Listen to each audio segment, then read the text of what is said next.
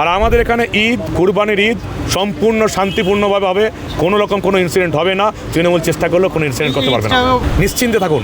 ঈদ এবং কুরবানির ঈদ আপনারা ভালো করে পালন করুন, খুব সুন্দরভাবে হবে, কোথাও কোনো অশান্তি হবে না। তৃণমূল যদি অশান্তি করার চেষ্টা করে সেটা রুখে দেওয়া হবে। এই সরকারের আমলে এমন কিছু হবে না যেগুলো তৃণমূলের আমলে হয়েছে। মমতা বন্দ্যোপাধ্যায়ের সরকার 2025-2026 দুবারের বাজেটে মাদ্রাসা এবং সংখ্যালঘু উন্নয়নে 11,000 কোটি টাকা খরচা করেছে। আর 100 দিন ধরে মাদ্রাসা শিক্ষকরা বসে আছে, তাদের 10 বছর মাইনে বাড়েনি। কখনো সরকারকে প্রশ্ন করেছেন 11,000 কোটি টাকা কোথায় গেল? মাদ্রাসা শিক্ষকদের দেখান ওখানে এখনো বসে আছে আন্দোলনে, 10 বছর মাইনে বাড়েনি। 60,000 কোটি টাকা 15 বছরে খরচা করেছে মুসলিমদের নামে, কোথায় গেল কোটি টাকা? মাদ্রাসার উন্নয়ন তো হয়নি, ঢাঙ্গা, তাহলে কোথায় গেল? রাস্তায় নামাজ আপাতত সব জায়গায় রাস্তায় নামাজ পড়া বন্ধ করা হচ্ছে। যেখানে যেখানে এখনও সুবিধা নেই সেখানে 2 সপ্তাহ সময় দেওয়া হয়েছে। রাস্তা আটকে নামাজ বেশিরভাগটা দেখা যাচ্ছে দখলদারি নামান্তর।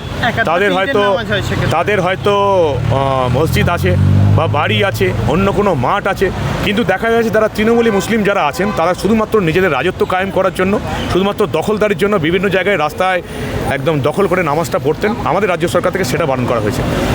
কিছুদিন পরেই মুসলিম সম্প্রদায়ের একটি বিশেষ উৎসব ঈদুল আধা, আর সেই কুরবানি ঈদকে কেন্দ্র করেই বিশেষ বিজ্ঞপ্তি জারি করা হলো সরকারের পক্ষ থেকে। বঙ্গে এসছে নতুন সরকার, বিজেপি সরকার। সেই বিজেপি সরকার ক্ষমতায় আসার পর থেকেই তারা নিষেধাজ্ঞা জারি করছে এবং বিশেষ বার্তা জারি করছে এই কুরবানি ঈদকে কেন্দ্র করে। এবং এই বিষয়ে যখন প্রশ্নবিদ্ধ করা হলো মেমারির বিজেপি বিধায়ক মানব গুহকে, তিনি ঠিক কী বার্তা রাখছেন দেখুন প্রতিবেদনে।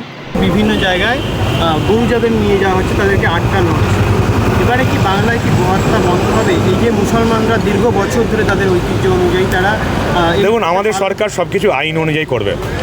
আইনের বাইরে আমাদের প্রিয় সরকার কিছু করবে না। আমাদের প্রিয় মুখ্যমন্ত্রী শুভেন্দু অধিকারী পরিষ্কার বলে দিয়েছেন আইনের বাইরে কিছু হবে না। যেটা আইন আছে আইন মোতাবেকই হবে। এবং আইনে যেটুকু আমি আছি, আমি যেটুকু দেখেছি, এখনও ভালো করে পড়ে ওঠার সুযোগ পাইনি, যেটুকু দেখেছি যে 14 বছর অবধি যাদের বয়স সেই গবাদি পশুর কোনো রকম ওই খাসি, ছাগল, অন্য সেক্ষেত্রে তো পাঠা বলিদান হয়, তাদের তো 18 বছর বা আমি এই নিয়মগুলো বলতে পারবো না। সবে সরকার এসছে, আপনারা এখন এগুলো সমালোচনা করছেন কেন? এতদিন তো বলেননি। সামনে তো কোরবানি, সরকারটা তো সবে এসছে। এই সরকারের আমলে এমন কিছু হবে না যেগুলো তৃণমূলের আমলে হয়েছে। তৃণমূলের আমলে তোষণবাজি হয়েছে এবং তৃণমূলের আমলে মুসলিমদের নামে সবচেয়ে বেশি চুরি এবং জোচ্চুরি হয়েছে। সেটা কি আপনারা জানেন?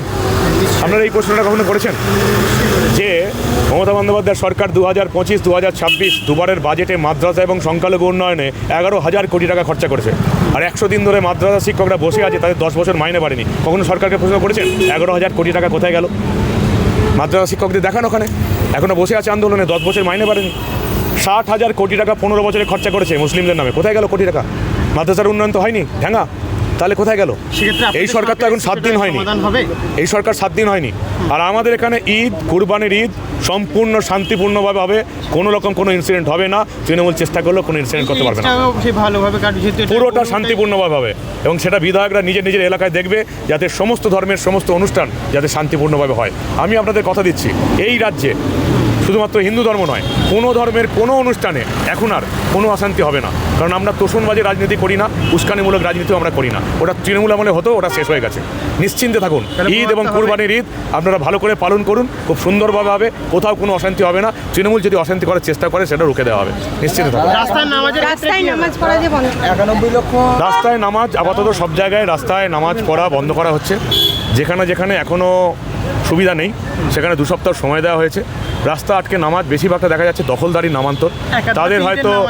তাদের হয়তো মসজিদ আছে বা বাড়ি আছে, অন্য কোনো মাঠ আছে, কিন্তু দেখা যাচ্ছে তারা তৃণমূলী মুসলিম যারা আছেন তারা শুধুমাত্র নিজেদের রাজত্ব কায়েম করার জন্য, শুধুমাত্র দখলদারির জন্য বিভিন্ন জায়গায় রাস্তায় একদম দখল করে নামাজটা পড়তেন। আমাদের রাজ্য সরকার থেকে সেটা বারণ করা হয়েছে। এবং আমাদের রাজ্য সরকার থেকে কিন্তু বিভিন্ন ধর্মীয় জায়গায় লাউড স্পিকার বারণ করা হয়েছে।